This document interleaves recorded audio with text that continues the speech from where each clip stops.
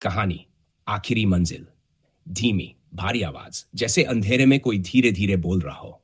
क्या तुमने कभी रात को सुनसान रास्ते पर चलते हुए पीछे से आती उन अदृश्य कदमों की आवाज महसूस की है?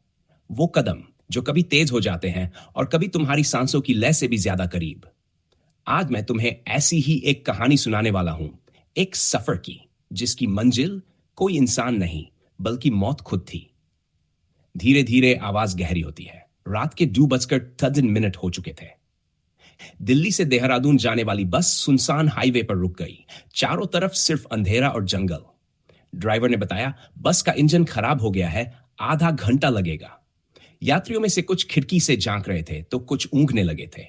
लेकिन एक लड़की बस की पिछली सीट पर अकेली बैठी थी।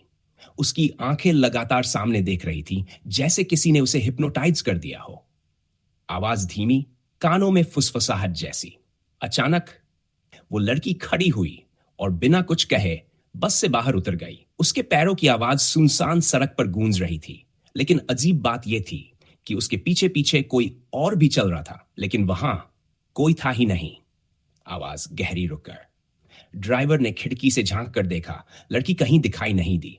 जंगल की काली परछाइयां बस को घेर रही थी। कुछ ही देर में बस के अंदर अजीब सी ठंडी हवा भरने लगी। कांच पर बर्फ जैसी नमी जमने लगी और तभी खिड़की से किसी ने जोर से दस्तक दी। ठक ठक ठक ठक। यात्री चीख उठे। ड्राइवर भागकर दरवाजा बंद करने गया, लेकिन देर हो चुकी थी। दरवाजा खुला और वही लड़की भीतर आ चुकी थी। उसकी आंखें बिल्कुल सफेद थीं। चेहरे पर ना पलकें थीं, ना होंठ, बस एक खाली खोल जो अंदर से धीरे धीरे हंस रहा था। आवाज धीमी लेकिन भयानक हंसी की नकल। हाँ हाँ, अब तुम सब मेरी आखिरी मंजिल हो। बस के अंदर चीखों का तूफान मच गया। लोग भागने लगे, लेकिन दरवाजे खिड़कियां सब बंद हो चुके थे। हर यात्री की परछाई धीरे धीरे गायब होने लगी, जैसे कोई उनकी रूहें चूस रहा हो। आवाज बहुत धीमी, ठंडी सांसों के साथ। सुबह जब पुलिस पहुंची तो बस खाली थी। सिर्फ पिछली सीट पर एक लड़की बैठी थी। उसकी आंखें बंद थी, लेकिन चेहरे पर हल्की सी मुस्कान थी और सीट पर खून से लिखा था, यह सफर अभी खत्म नहीं हुआ। यह थी आखिरी मंजिल।